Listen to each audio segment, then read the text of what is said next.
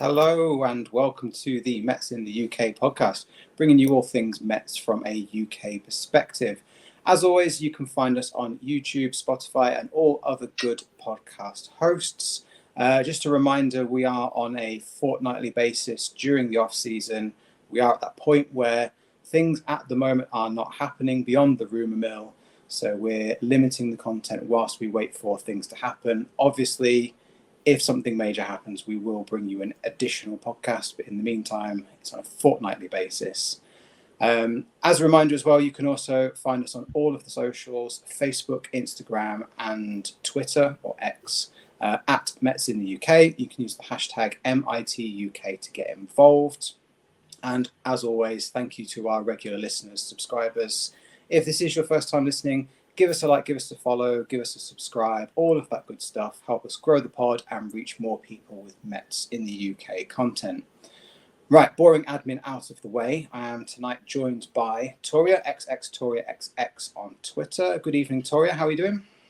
Evening. Very well, thank you. How are you? I'm struggling with the man flu. It is that season. I've tried the best I can to get ready for the podcast. If my voice goes or the audio is bad, I do apologize. Obviously, being a man, I'm dying. The world's going to end tomorrow and it's terminal. So it was nice knowing you all. Sending virtual hugs. Yeah, to anyone in the States who's listening, I'm of course joking. I'm not taking this seriously at all.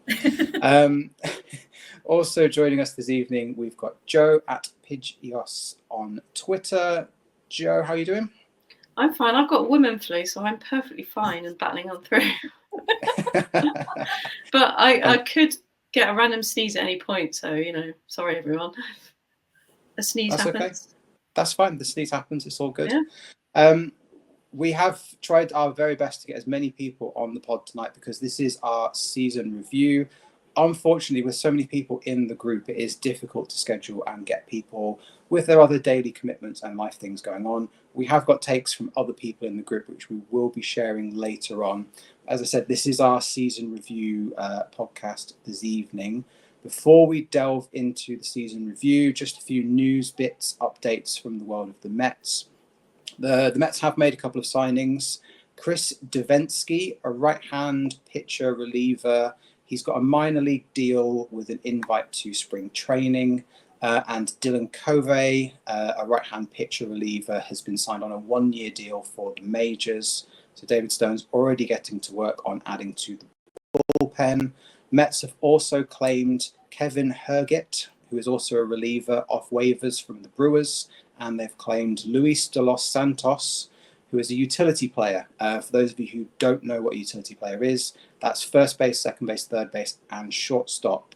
He's been claimed off waivers from the Blue Jays. He spent all of last year in their AAA system. So we will start to see a few more of these depth signings. Nothing headline grabbing by any means. Obviously, we've got needs to fill AAA as well as the bullpen and a few other positions. Luis de los Santos looks like he could be the next Jose Iglesias. I don't know if he has a pop career, but I'm sure we'll soon find out. The other three seem to be sort of bullpen additions, which is not really a surprise at this time of year. Obviously, with relievers, we'll see a lot of them signed to these one-year deals.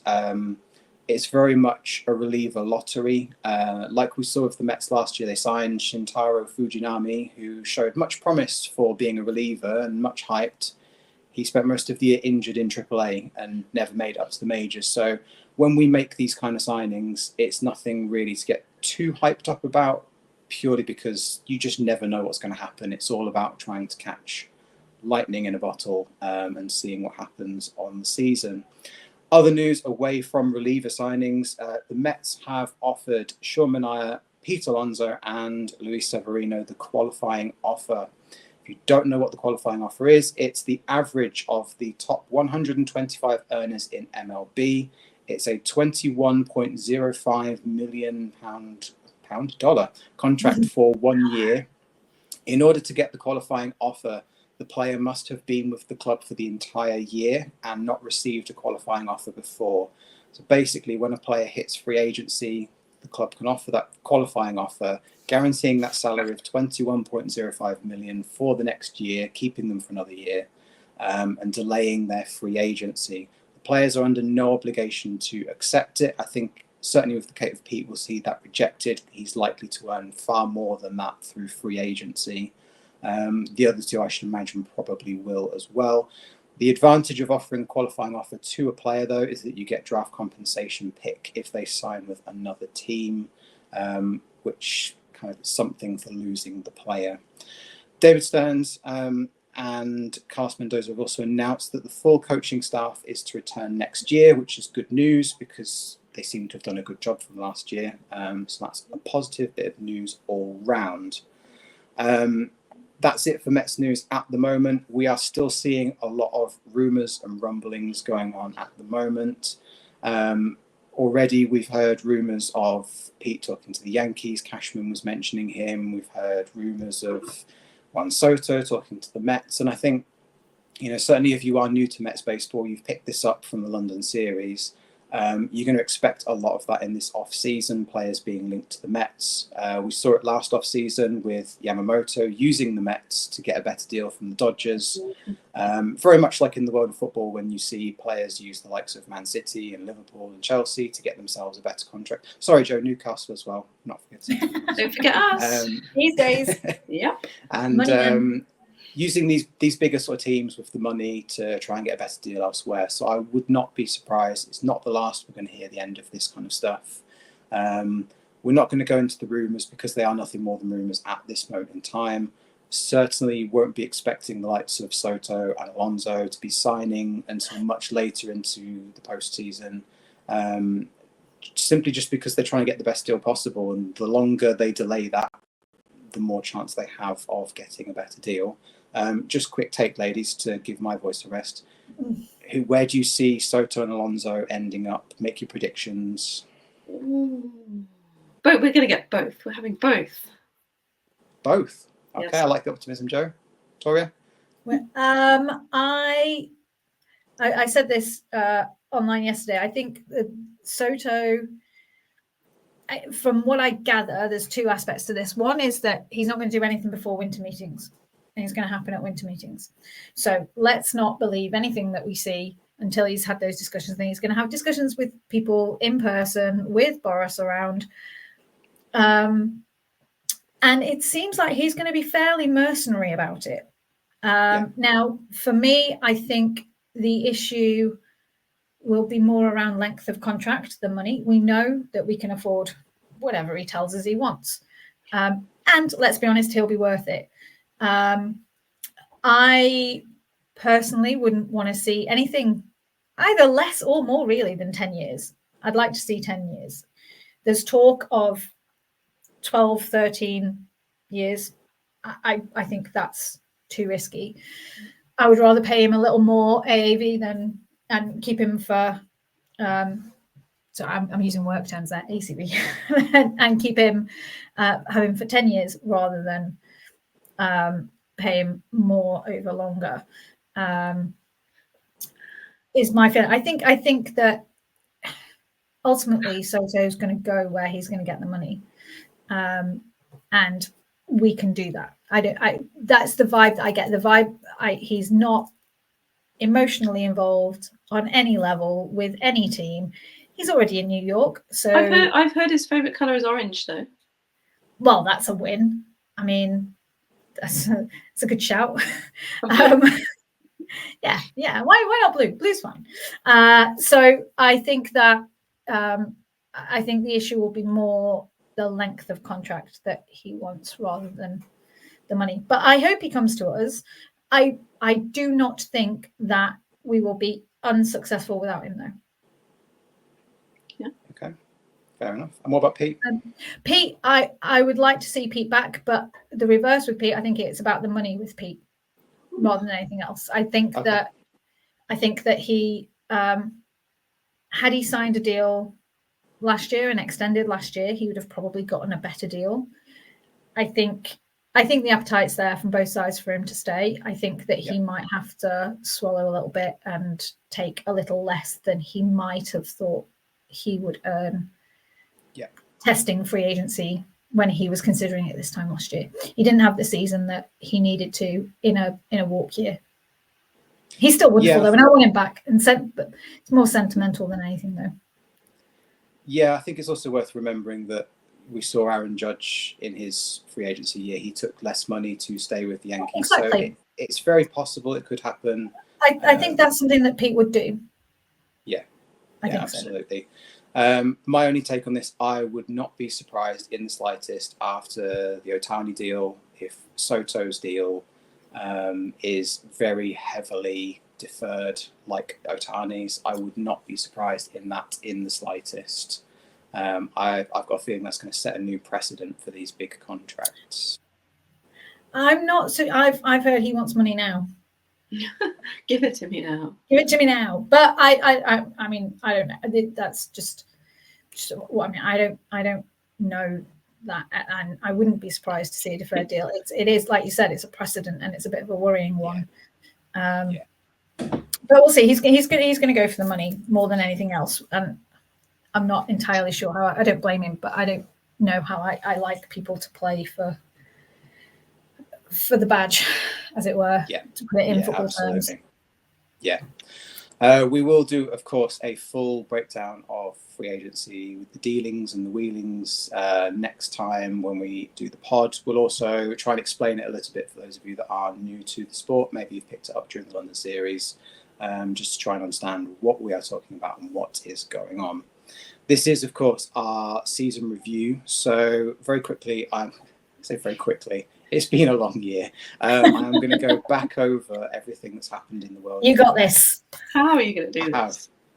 I've been making extensive notes. Right, hang on. We're professionals over here, Joe. Come on. Prepared. Getting comfy. Prepared. Okay, so the season started at the end of March, going into April. The Mets finished the month of April 15-4. They had a slight winning record thanks to a walk-off home run from Mark Vientos in the 11th inning. Also in the month of April, we saw the Mets. They named Seymour Wiener as Veteran of the Day for opening day on the 29th of March. He then became the face of the Dollar Hot Dog Night on the 30th of April, a night that saw the Mets sell 44,269 hot dogs, which is a franchise record. We also saw the arrival of the Rally Pimp in the crowd, and we saw Francisco Lindor receive a standing ovation at Citi Field following boos and death threats online. In the month of May, the Mets went 9-19 in a disastrous month that saw George Lopez throw his glove into the stand. He called the Mets the worst team in MLB. I've obviously censored that for Spotify. He was DFA'd the next day. Shock horror. Lindor held a players-only meeting for 40 minutes on the 29th of May. Luis Torrens was signed from the Yankees for cash considerations. Jose Iglesias was promoted from AAA, and the Mets released Joey Wendell. This was a year we saw Joey Wendell as a Met. I know, right? But he was good in spring training, for the record. That's right then. What an achievement. Well done. Yeah, Joey. well done, Joey. In the month of June, we saw our beloved Metsies head to London for the London series. The Mets went 16-8 in the month of June. Grimace threw the first pitch on the 12th of June, and the Mets then went on a 7-game winning streak. Jose Iglesias released OMG. He performed the song on the field after a game. The Mets sweep the Yankees 21-9 over a doubleheader. And we saw Narvaez and Nido both released by the Mets. In July, we then saw the Mets go 17-10. They were very much in hot form in July. We saw the appearance of Glizzy Iggy, the dog that ate a hot dog whilst wearing shades. The Mets, during the sort of trade deadline, picked up Blackburn from the A's, Brazoban from the Marlins, Winker from the Nats. Diekman and Hauser were released. DJ Stewart got optioned down to AAA. Christian Scott got injured, which we then found out he needs Tommy John and a brace. Kodai Senga made his only appearance of the regular season in July before getting shut down again. And the Mets were 49-46 by the All-Star break, which was particularly great to see. Surprisingly, Francisco Lindor did not make the All-Star team. In the month of August, the Mets went on a crazy schedule. They were 3 West Coast visits. They only had 2 days off all month. The controversy from August, there wouldn't be the Mets without some controversy, was the Hawk Tour girl. She threw out the first pitch. If you don't know who she is, you're going to have to look it up. This is a family-friendly show. Jo's shaking her head. She made some rather explicit comments on YouTube to do with sexual acts, and we'll leave it there. Oh, dear. The thing that was Shocking controversial behavior. about her appearance was the fact that she threw out the first pitch on a day when a lot of the crowd was made up by summer camp students, and people felt that it was a poor take to have her throw out the first pitch on that particular day. Moving swiftly on to September, the Mets finished the month with a 17-9 record with their playoff push, leaving it very late. We saw them with 1 win needed from the doubleheader against the Braves and the very last couple of games in order to secure a wildcard place. Also in the month of September, we saw the White Sox officially become the worst team in baseball, taking the record from 1962 Mets. The White Sox lost 121 games that season.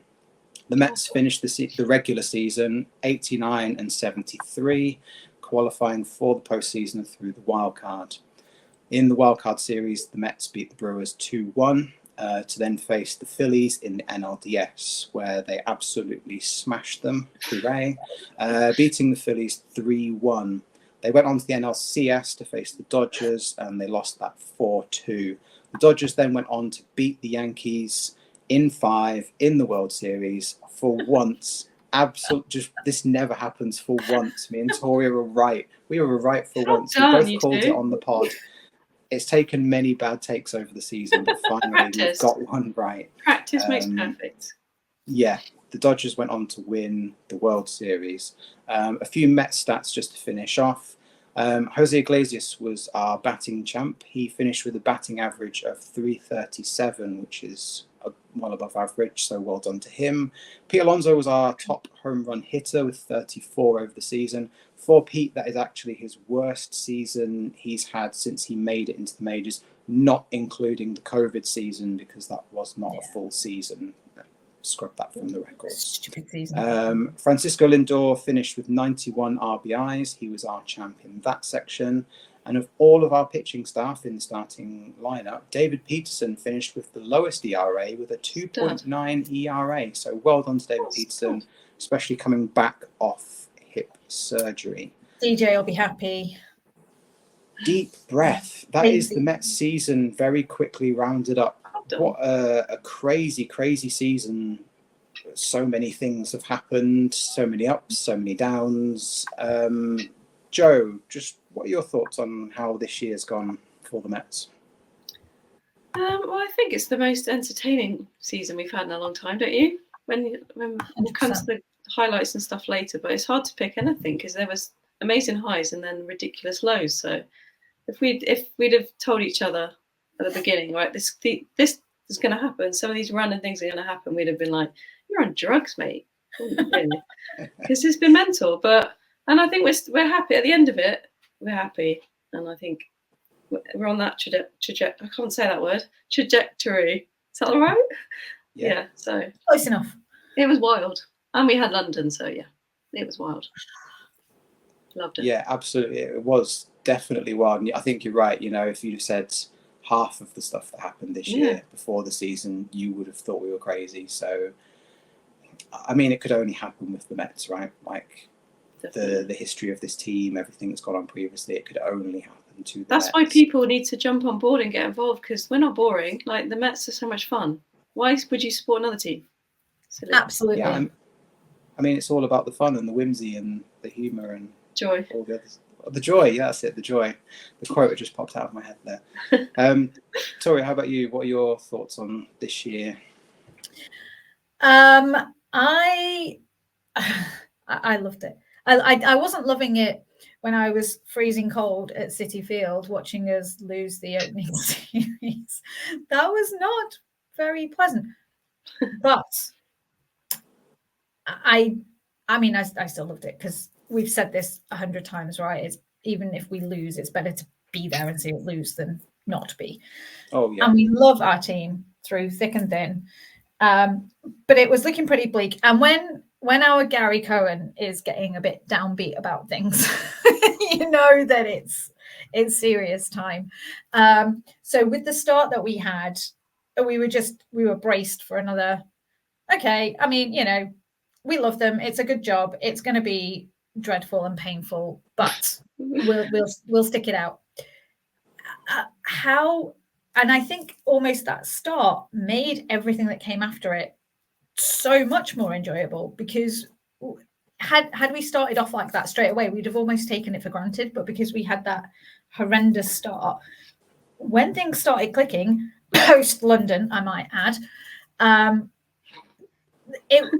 it was just incredible. And fun it was just so much fun.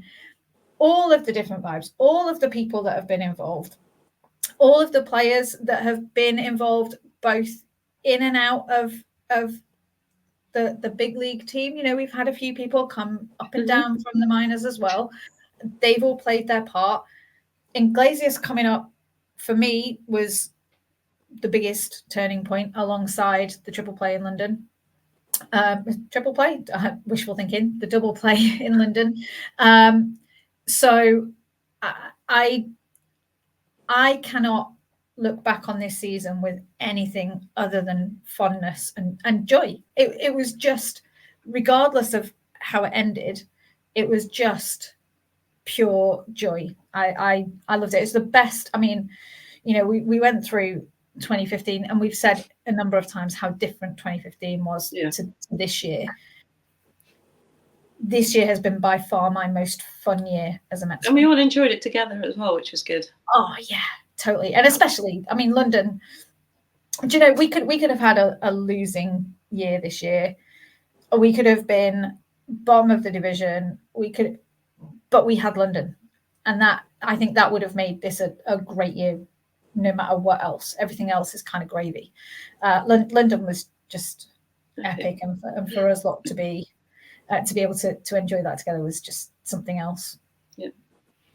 Yeah, I'm going to chip in with DJ's comment from the group chat, where he said, you know, London was the best experience of his time as a Mets fan, and he said for him this year far outweighs 2015 as a Mets fan for him. I think you're right. You know, the fact that we were sold on this season being a down year, a retooling year. The expectations were very low with Carlos Mendoza, purely because he was a rookie manager. We were off-rolling a lot of players.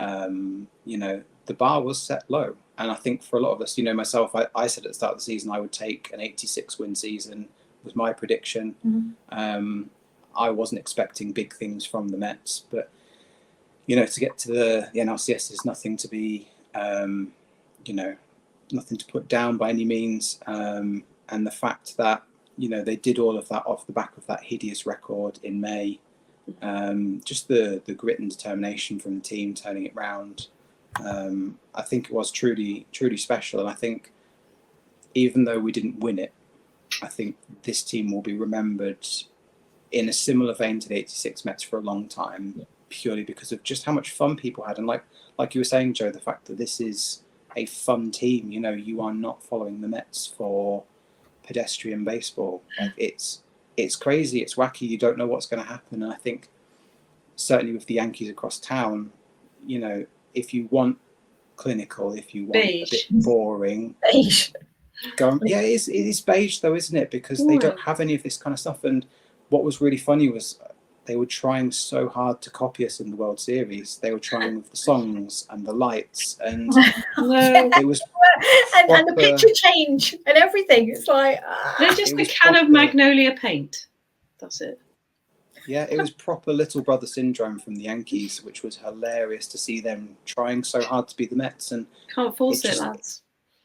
That's the thing, because it's not genuine. And I think that's why the whole thing took on so well, because it was genuine. And like when we did the podcast with Jay from his customs with the signs and stuff, like that's now in the Hall of Fame. that particular. Did you see that on the news? The sign has now made it into the Hall of Fame, and like culturally, what this team has been this year has been incredible. And I think what's been nice as well is seeing all the other players across MLB get behind Iglesias and his song, and it's really had a culture shift in MLB.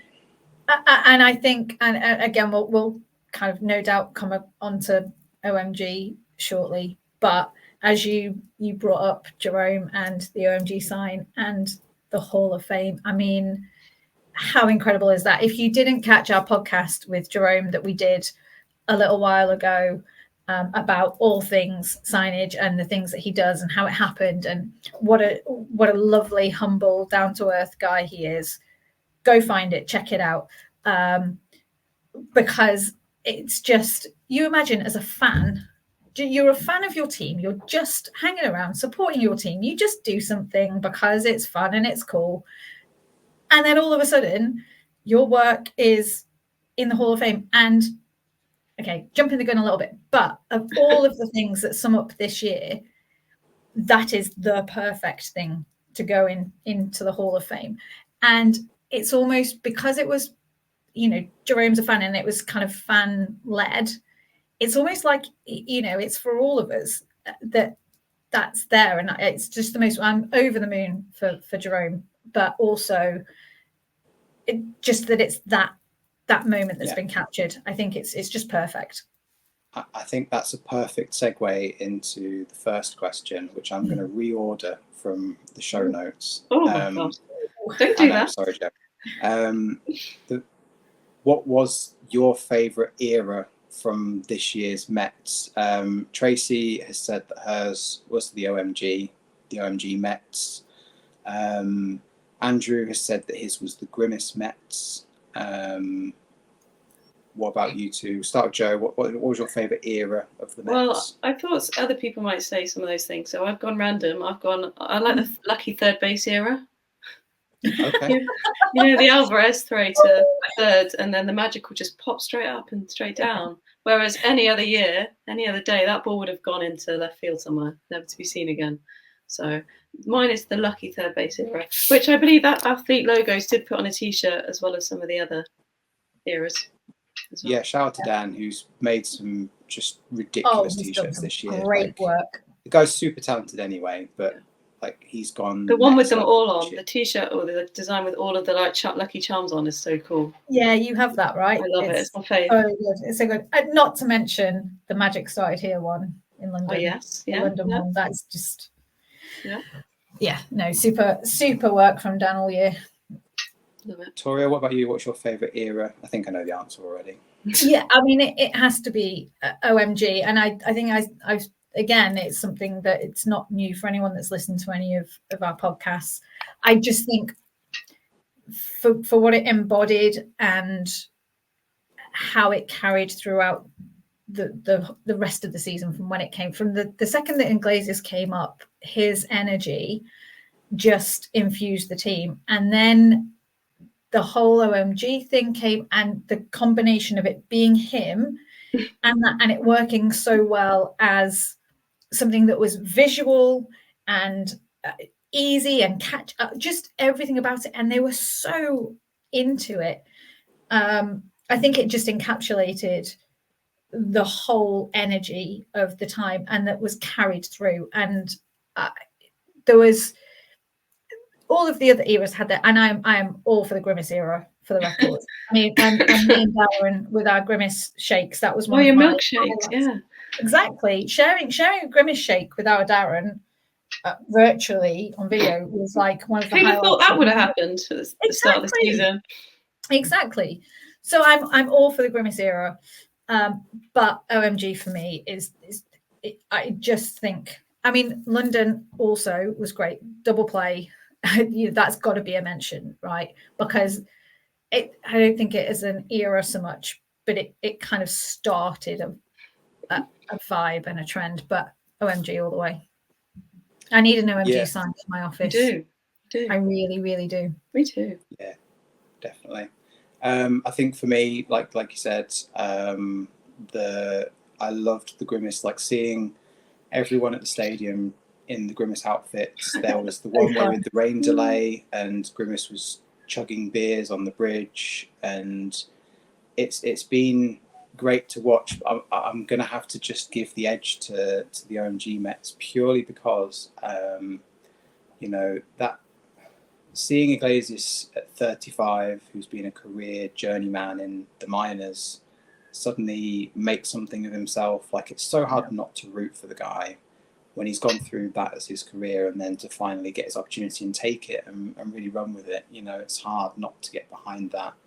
I mean, the song is far from my regular musical listening taste. Couldn't be any further from what I would usually listen to. Do you cruise down your local high street with your windows open with like that in the background? Oh, this is the thing. In the summer, I played that song so much, I'm going to be pissed if that's not in my Spotify Wrapped at the end of the year, because I have listened to it that much. It's got to be there. But yeah, I mean, the whole thing, all of the eras were great. Funny enough, Jo, I'd completely forgotten about the third base thing. That many things have happened. I'm glad you reminded me of that. Divine intervention. It really was. And the baseball gods. So I'm going to use that as the segue into the next question. You can only pick one moment. What is your favourite moment from this year? I am going to read the other ones first before I come to you. DJ said that his was the London series, meeting all the fans from here and across the pond, and dancing in many pubs was his highlight. Tracy also said London. Video proof, yeah. Andrew said that his was seeing the Vientos NLCS Grand Slam with DJ at Passyunk in a Phillies bar. Was his favourite moment. I can see Jo is deep in thoughts. Toria, I'm going to go to you first. What's your one? You're only allowed one. You're not allowed to pick more than one. But I have two, but they're kind of different. No. Okay, you're making me do it. I'm going to caveat it with everyone knows how much I love London, and that will get plenty of love. And this is a little bit left field because it's not even on the field. My favourite moment was Howie's wrap up at the end of the Championship Series. Mm-hmm. Good shout. It just encapsulated the whole year for me. It was just perfect. It was just perfect, and I don't think any moment on the field. There were moments. I was going to double team it because it's so different. But if you're making me say one. Just the one. Just the one. It's Howie's. Yeah, it was special. Howie's that's it was very special. Jo, how about you? Well, if we just ignore London because that happened on a different part of the world, in the part of the world, so that doesn't count. I was going to go for Phillies Game 4, the Lindor Grand Slam, because it was just so sweet beating them, and we were one down. I think it was 1-0 to the Phillies until about the 6th, wasn't it? And then we waited and we waited and we waited, and then up steps Lindor, and it was one of those ones that it was sailing, but it didn't look like it was going to go out, did it? So we were watching it with Nat in the living room. The cats were about to get very scared, and then it went out, and we went mental. We were like high-fiving, dancing around the living room. The cats were scared. They were off. They were running away. And so if I can't choose London because that's on a different continent, I'm going to go for that moment because it was awesome. That's fair. It was just, again, it was the joy encapsulated in that moment. Yeah, and it was absolute joy watching that go and beating the Phillies, which was sweet. Always good to beat the Phillies. Always good to beat the Phillies. Especially when we know how much they wanted to beat us and how confident they were. Oh, yeah. Yeah. I think I can't not say it because the Sunday of the London series was my birthday. Mm-hmm. The Torrens double play to end the game, the emotions I went through in that game, from this is great, best birthday ever, to what are they doing, they're ruining my birthday, and then the double play at the end did me in to the point where I actually fell off my chair, didn't I? Because it was just the shock of I fell off the chair because I was that much in shock at what happened. I think, like DJ said, that weekend will stay with me for the rest of my life. It was truly incredible. You know, like, Look at us. no one said it, but meeting Steve Cohen was also really, Oh, really yeah. cool. It was. I have that there. Well, that shows you how crazy the season was, because that's not even anywhere. Yeah, it's not even registered. I know. It's just, it's absolutely bananas. Sorry, Toria's distracted me. Like, it sounds like she's falling off her chair or something now. No, it's just my bracelet. Oh, okay. I assumed you'd gone to go and get the picture and was. I have. I don't know how this is going to work. Show and tell. Okay. For those of you watching on YouTube, if you're listening to the podcast, Toria's holding up the picture of her and Tracy with Steve. Steve is holding our Mets in the UK flag. Just Steve Cohen, just some mega rich owner of Mets. Just some guy. Just random. And then, of course. And then Toria's now holding a picture of her and Howie, which is very wholesome. Beautiful. It's very wholesome. It's a very wholesome picture, isn't it? Beautiful, that is lovely. It is, yeah. Gorgeous, isn't it? Howie's a great guy. Show and tell. We could do a show and tell segment every time. Yeah, indeed. Do you know what? Else off Toria's shelves. Yeah, just random stuff. My Dom Smith's up there for the record, Tom. Thanks. Okay. But yeah, I will forego the. Oh, I want to show and tell something now. Go on. Can I? This is really boring for everyone, but I'm doing it because Tori's doing it. Nice. I love your hoodie, by the way. Again, those of you that are listening to the podcast, Joe is wearing a Brooklyn Cyclones hoodie this evening. Very good. So Joe is holding up to camera. There is a name badge from the locker room for Sean Mania. So good. ML, is that an authentication sticker? It is. Yeah. Bottom corner. Yeah. So she's got the locker plate for Sean Mania from the London series, which is a very cool piece of memorabilia. Anyway, it's amazing. Sorry. Amazing. No, amazing. that is very cool, Joe. It's cool, isn't it? Cool. Thanks, you, babe. The person who's selling the Tyrone Taylor one for the record is just not even funny. I want I want Bete. I need to be able to enjoy my Bete day by admiring Bete nameplates. You might not be able to next year if they don't re-sign them. That's why I need the nameplates. But if I have to choose out of the two of them, I want Tyrone. And I've been trying to get Tyrone, and the guy is, I'm assuming it's the guy. Yeah, Jojo's been helping me or trying to, and this guy is just not fun. He's not fun. I need Tyrone Taylor in my office. We should move on.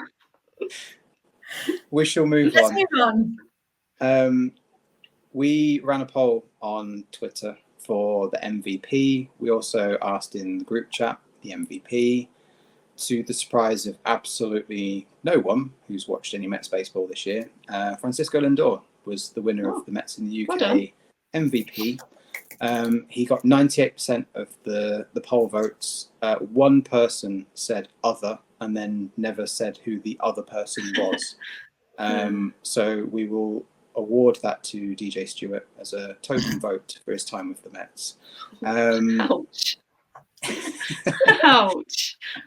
Which leads me into the next segue of underperformer. Who is the person that for you this year has underperformed expectations? Tracy has said Alvarez, that's a fair take. He's had a difficult second year. He did have a thumb injury, which I think has probably contributed to that difficult second year, but difficult second year nonetheless for Francisco Alvarez. Andrew's vote went for Senga through no fault of his own, was his words. Because we saw Senga make one appearance and then a couple of appearances in the postseason, and it was not great.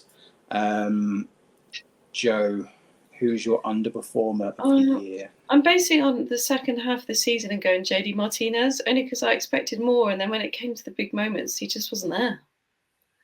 And it was disappointing, really.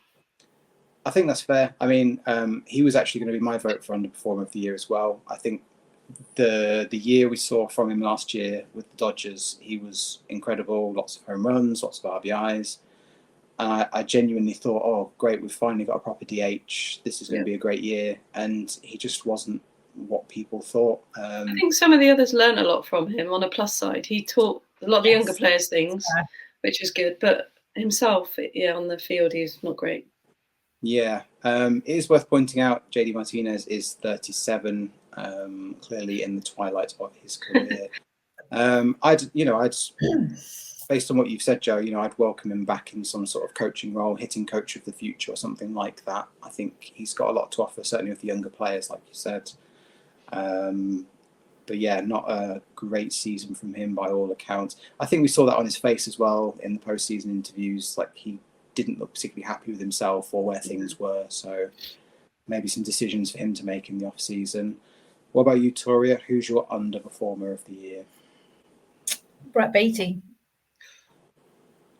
I really wanted him to take his chance this year, and he didn't. I mean, don't get me wrong, Vientos has been incredible, and I am so thankful that he was there. But I thought we might have gotten a bit more out of Beattie. Yeah, that's fair.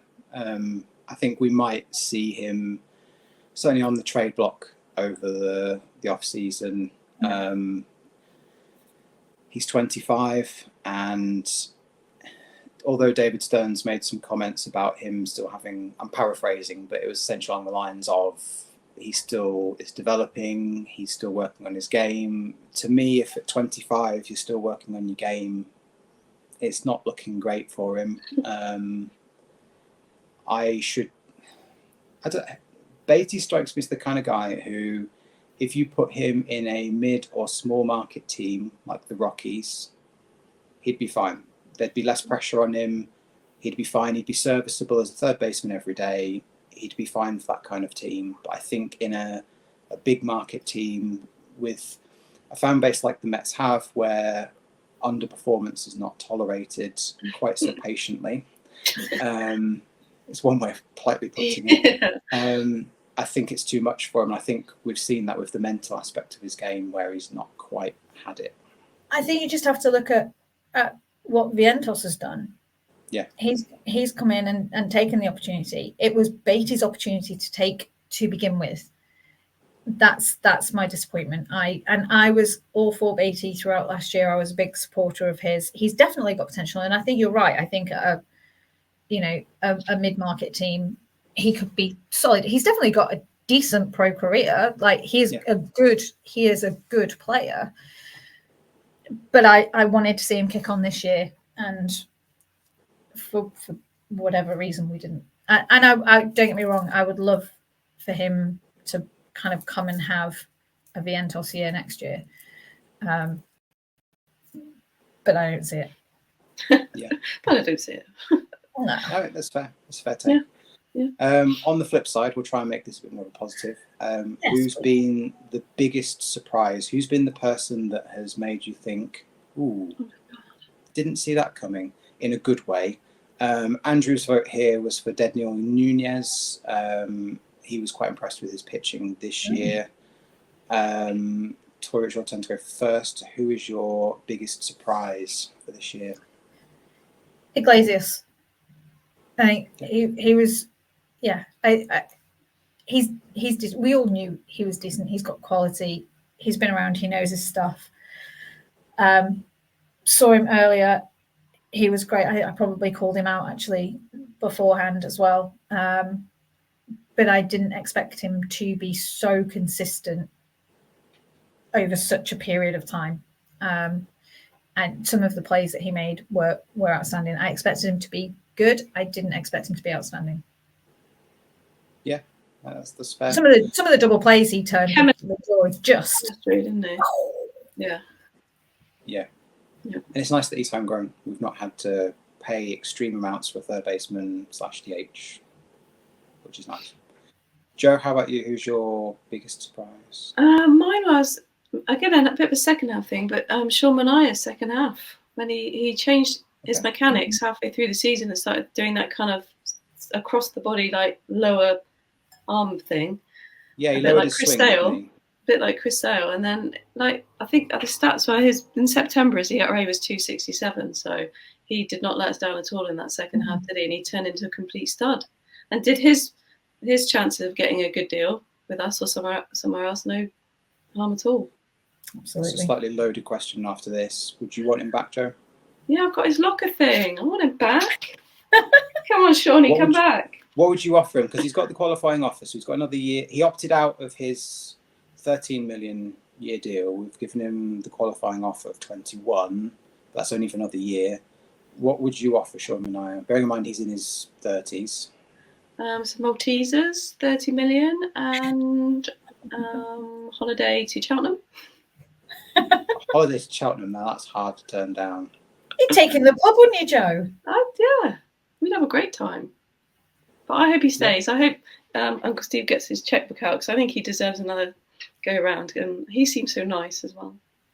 Seems like a good bloke to have around the locker room. It was nice during the season to see there was some stuff on Instagram of him, Iglesias, and some of the other players were actually taking the 7 line to the games and just trying to be New Yorkers whilst they were in New York, which was so wholesome to see. Playing in Central Park. Right. Yeah, absolutely.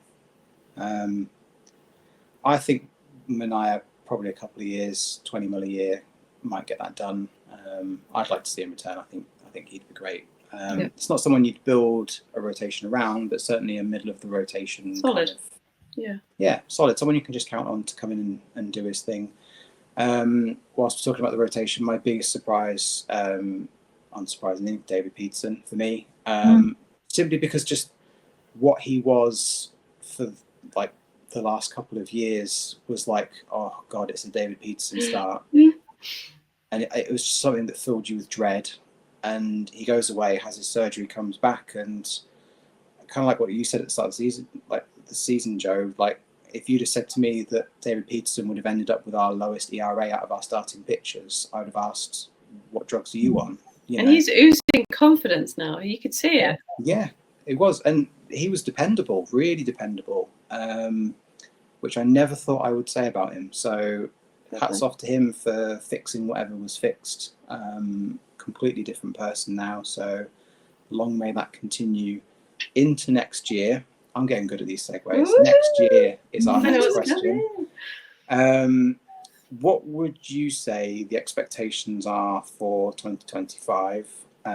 Tracy says she'd like to see the Mets build on the success of this year. Andrew said postseason is a must. He said as a stretch goal, winning the NL East would be also great to see. Jo, what about you for 2025? Are we going all the way? I'd love to win the NL East to start with, just so we can get the jumpers and the t-shirts. Like remember the East is ours in 2015. Loved all that. And then I think we can go at least one better. We can get to that World Series. I mean, hopefully we've not used up all our good luck charms, and we can find a few others, or we can just play awesome all year and not need them. But we were so close against the Dodgers. A few things it could have been slightly different, and we'd have been there. And I think once we were there, it would have been a different story. So NL East was my first requirement, and then just win the World Series my second. Stretch goal. Maybe. Yeah. Maybe. What about you, Toria? I'm jumping on the NL East thing. I think that above all else for me, give us a pennant. Yeah, pennant. I want a pennant. Give us a pennant.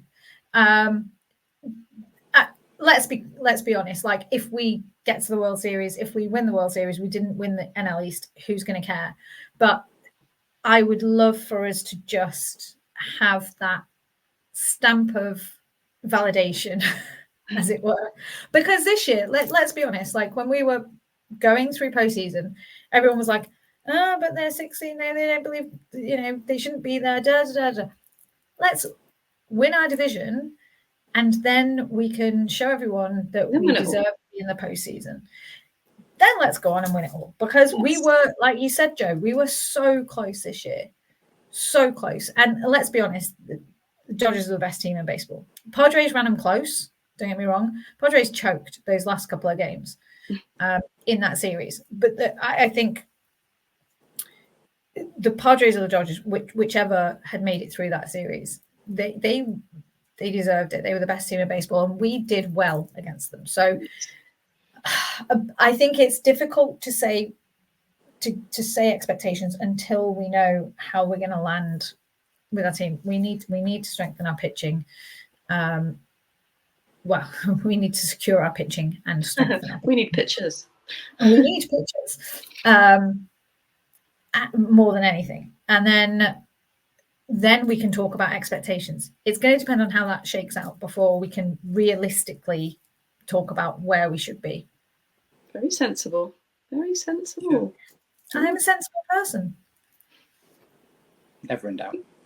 I think. Thanks, guys. Love you. Don't get me choking. I think for me, 2025, like Andrew said, postseason is a must, like at all costs.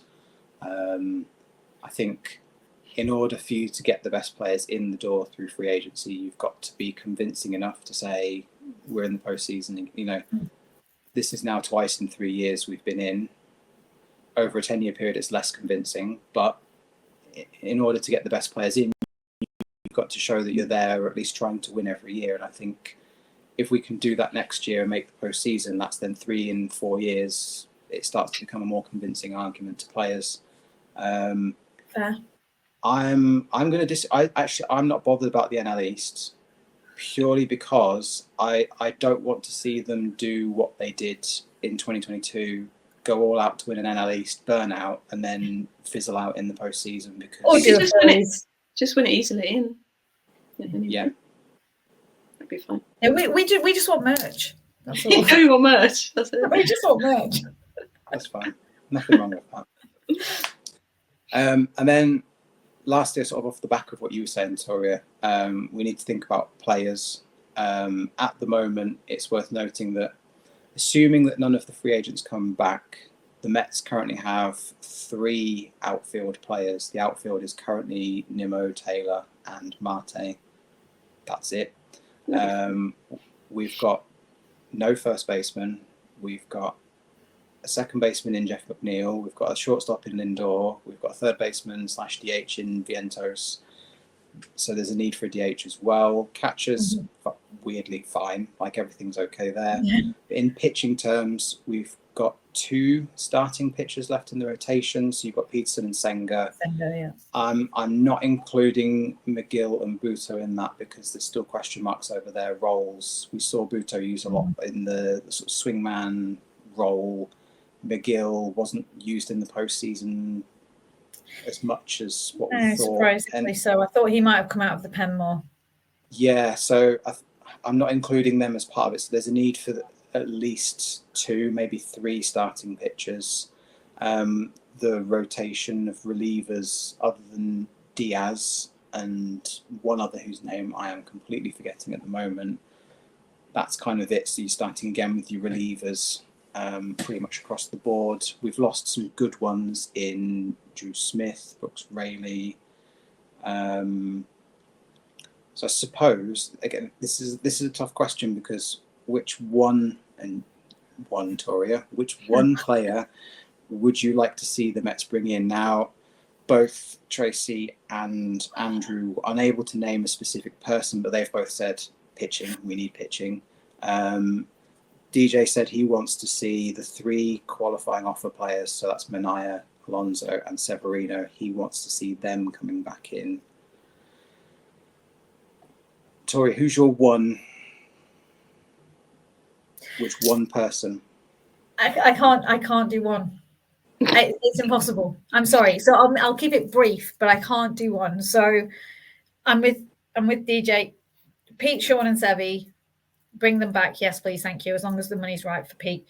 I'd quite like to see us look at Corbin Burns. Perhaps take a chance on Max Fried. He's aging. He's had a bit of injury, but when he's good, he is good. A bit of an outlier. I said this when he left the Angels for the Phillies. Estevez, if he would come in as a setup rather than a closer, the guy is fire. Santander in the outfield, mostly for his bat. He was outstanding. But to summarize, definitely focus on pitching. Definitely focus on pitching. But that's me. That's who I would like us to. It's a small shopping list. God. Yeah, and you know, and to put a bow on it with Soto would be great, obviously. I'm easily pleased. The bow that is Soto in his £700 million contract. Yeah.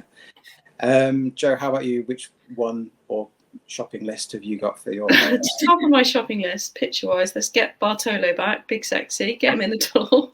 I'm fully behind that. All on board for that. 100% behind that. Just for giggles. If you asked me a couple of days ago, I probably would have said Cody Bellinger, but I think he's staying at the Cubs now because he could have done a bit of DHing and a bit of outfield, so he would have been good. But I think he's staying with the Cubs. So, but I'm quite taken in by a splash. So I'd probably say Soto just to show we mean business and that we're happy to get the checkbook out and go for it. So. Bit of a boring answer in Soto, but if we can't get Bartolo, I'll take him. I'd take Bartolo. This could be the drug speaking, the medicinal cold and flu drugs, but that'd be great to see. I'd prepared a lot on the pitching side of things, and Tori's kind of gone through some of it already. It's an interesting one this year, free agency for pitchers, because at the top of the free agents in the pitching market, away from the ones that we've got on free agency, you've got Snell and Burns. So Blake Snell opted out of his Giants deal, so he could be a free agent. Because he's opted out of his deal, he's not got a qualifying offer attached to him. Corbin Burns has got a qualifying offer attached to him. The Orioles slapped one on him. Both of them are represented by Scott Boras, the super agent. So it's interesting to see how that one's going to pan out because they are competitors in the starting pitcher market. Max Fried has got a qualifying offer attached to him from the Braves. Also is Flaherty from the Dodgers. He's available as a free agent. He does not have a qualifying offer attached to him. Too inconsistent. I mean, if you look at his ERA for the season, I want to say it was the Tigers he was with before. His ERA before he moved to the Dodgers was so good. He went to the Dodgers and then it was so bad. Yeah. The Dodgers have said that they've got concerns about his velocity. He got absolutely shelled by us when we played them in the postseason. So, starting pitcher wise, I think I'd like to see Burns out of all of the main ones. Burns over Snell for me. Even if it means giving up a qualifying offer pick, I'm okay with that because I think the worry I have with Snell is that he has an innings limit for his season where he seems to throw 120 innings or thereabouts, and then he hits a wall, and that's kind of it for the season for him. Most starting pitchers tend to go sort of 190, 180, somewhere around there. You're missing out on a good chunk with him, so I wouldn't necessarily want to. I mean, Snell is good, there's no denying that, but I mean, if you said any of those three, Snell, Burns and Fried, you'd take any of them if the deal was right. But I think of them, if I could pick, I would pick Burns. But my actual pick, the one player I would absolutely love for the Mets to sign would be Tanner Scott, the relief pitcher. Purely because he's got a range across the innings. He is not just a closer. He can do anything. And I think that flexibility is what the Mets need. You could see Diaz maybe not used in that closer role all of the time, sort of try and preserve him over the season. And it just gives the bullpen a little bit more flexibility. So I would for me, that's the one pick I would love to see the Mets go after him. Nice. Has had a good season by all accounts, so he's not going to come cheap. But yeah, something I'd like to see the Mets get done for sure. As for Juan Soto, I can't say I'm that he's great, but if we don't get him, I'm not going to be devastated. It'd be a Brucey bonus, an expensive Brucey bonus. I think for me, Brucey it's more bonus. because I'm not sure if Brucey bonus translates, but we know Brucey bonus. Yeah, we know if you're a UK listener, you understand. Nice to have. And we are a UK podcast. I think for me with Soto, it's more, I've still got the dangers of 2022 ringing in my ears with Scherzer and Verlander, where we gave out big contracts for players with big egos. And but he's young though. He's got youth on his side.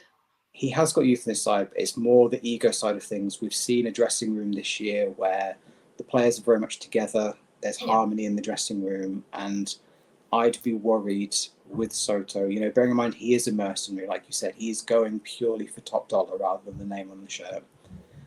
I worry that would upset the dressing room too much, and all the good work that's happened this year, I feel, might be lost. I could be wrong. I've never met the guy. I've never seen him in the dressing room, but usually with players that are that self-confident, tends to kind of come with a negative ego.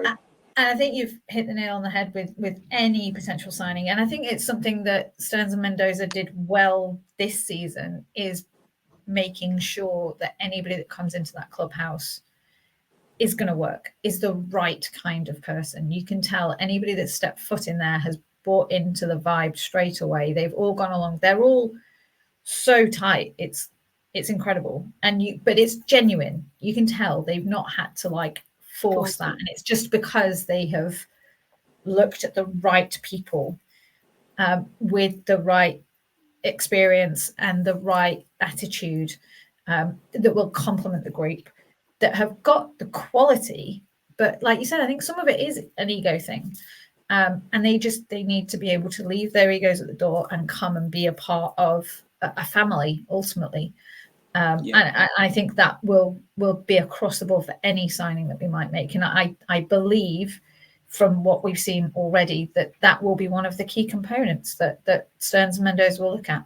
I like that, because we haven't always done that, have we? And I've got faith in them now. We'll make the right decision. Exactly that. I think they will make sure that that's taken care of, because they've seen that it works this year.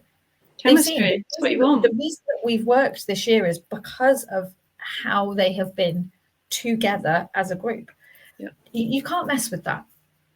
Yeah, and I think you're quite right, Toria. I think that's where David Stearns comes in. We're going to see not necessarily big splashy names for the sake of big splashy names. I think we're going to see people that you might question. You might go, "Oh, why have we signed them?" But if they're the right fit for the group, I feel like a few of those less glamorous signings will be made, where they can offer something a bit more, like what Joe was saying with JD Martinez. I think offering a bit more beyond on the field performance is what the ball club needs. We will, of course, be talking more off-season rumours and trades and news in our next podcast. I'm very conscious of the fact we've ticked over the hour, so if you are still listening to us, hats off to you. Well done. Thanks for listening for our ramblings. Thank you. That brings to a close the season review for 2024. So just going to thank Joe and Toria for joining us on this podcast. So thank you, ladies, for coming along and speaking about the season this evening. We will be back in a couple of weeks' time, unless something magical happens in the meantime. You never know. Joe's hoping for magic. Yep, love a bit of magic. You never know. So on that note, thank you again once for listening. Please, if this is your first time listening, give us a like, follow, subscribe, share, all of that good stuff. You can find us on all of the socials at Mets in the UK, or you can use the hashtag MITUK to get involved. So all that's left to say is, let's go Mets. Let's go Mets. Woo!